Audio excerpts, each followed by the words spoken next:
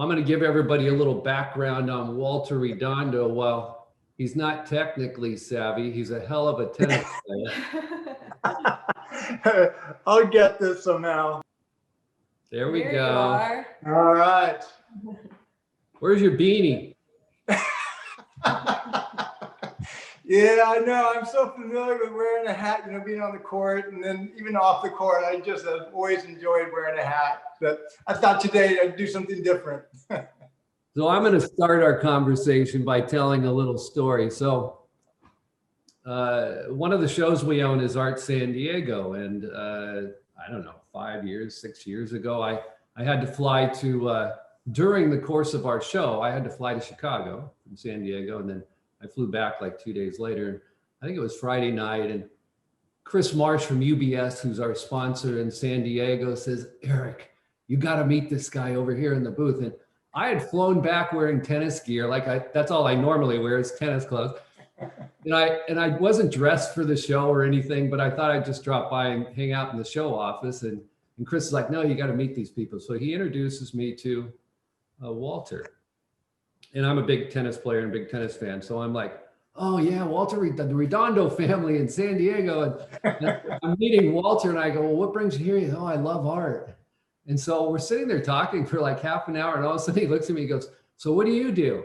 I go, well, I do art fairs. I own this one. He's like, no way.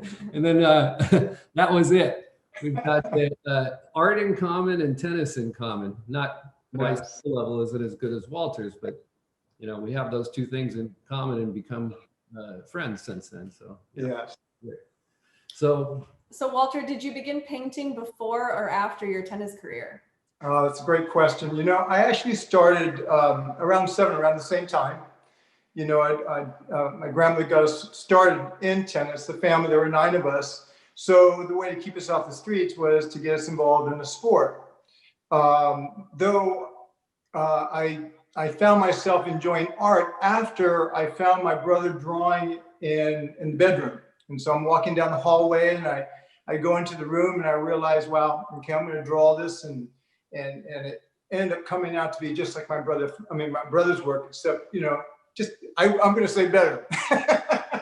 And that's when I realized I really, really liked art and I could do it. And I think what I liked about it was not necessarily the thing of being able to do it, but I liked the creativity of it. I liked being able to just let go and just be, you know, just use my imagination in some way.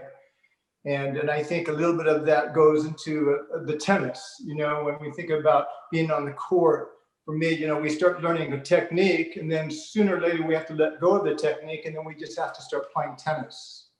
And so with art, that is something that I think with me being not necessarily trained, but have enjoyed art over the years, I've always just kind of looked and just had a passion for just wanting to dive in and just explore more of what was happening within me. And I started with a lot of realism at one time, and people would say, Walter, you need to stick with the realism because I think you could really do well.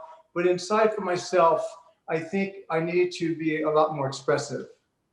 And so I thought, you know, just getting free, just doing whatever it might be, and being connected a little bit more in tune with what was going on inside was really important to me. it was funny. I remember after we met, I had some work to do in Florida and I flew out there and I had a meeting with Mary Ann Cohen. I know her. She's terrific. So she's amazing. Yeah. I walk into I've known Mary Ann for 30 years. I walk into Mary Ann's gallery and we're sitting there talking and I look over and I go, is that Walter Redondo's work? And she goes, do you know Walter Redondo? And I go, of course I do.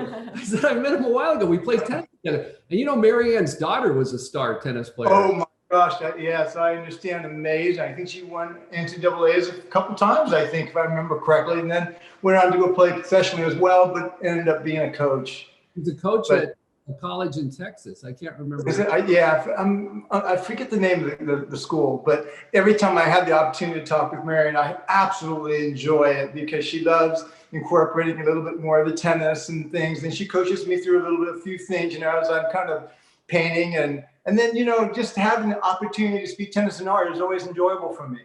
Yeah. Because there's so much similarity. I mean, I think I shared this with you before. I mean, you know, just like a musician starts with one note, ends with one note. Tennis is the same thing, one stroke. You know, on the beginning of a match and the end of a match, and then on canvas. And I really enjoyed the process of that in between. I think that became very important to me. And when I've spoken to individuals about what I do, I seem to always work the center of the canvas. And so when I think about working the center of the court, it's kind of where we construct points. Mm-hmm. And then when we have the opportunity to move a ball outward a little bit outside the center of the court, it starts something that's pretty dynamic between both players, because we're really trying to control the court. So this is the same thing where I think when I think about painting, I'm working the center of the canvas a lot, though I'm always aware of what's happening on the outside, you know, whether I'm using the creams and the light tones to enhance the center. You know, it's that place where when we do get on the court, we start off in the center of the court with a serve. And so we take control from the center right away if we're on the offense, which is serving. So that's kind of, you know, my approach to a little bit of how I look at a canvas. And then on top of that, getting a little bit more free, kind of releasing hopefully any kind of technique or any thought process that is occurring, and just wanting to basically touch base with what's going on inside. And I think the beauty of that is, I think like life, tennis or competition seems to bring out a couple things, or some things, whether it be a fear or of some sort, or something alive that's happening. Some people just love competition. Some people are kind of, you know, they're fearful of it. So I think when we start to understand kind of what's going on in there, and to be able to dive in and find out why and what's going on, it's really beautiful.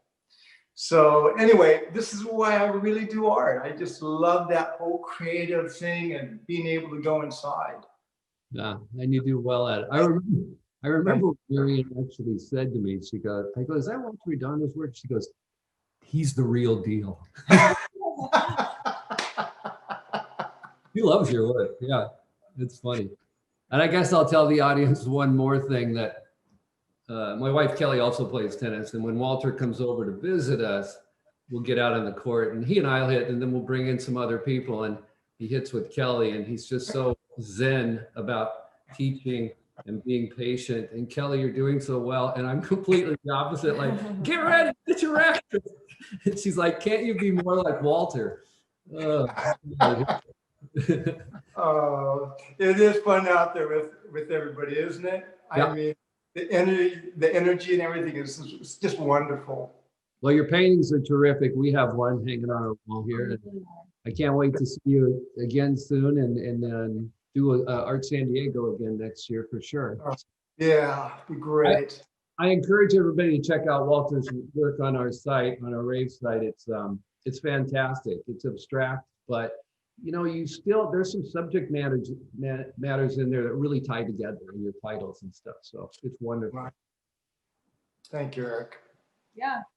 Thank you so much for being here with us tonight. Oh, it's a pleasure. And thank you for everything that you do for myself and all the artists. You're just a gem and amazing. So thank you. We'll see ya.